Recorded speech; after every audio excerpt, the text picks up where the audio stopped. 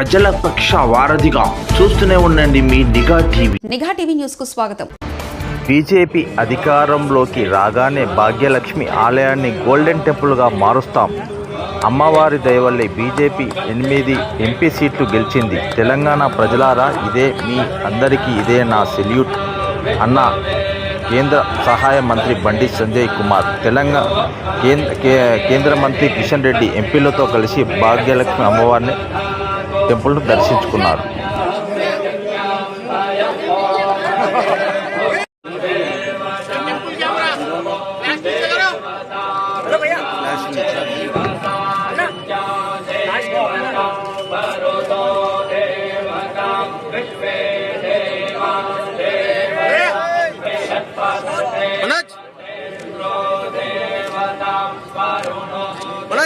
नीचे आ जा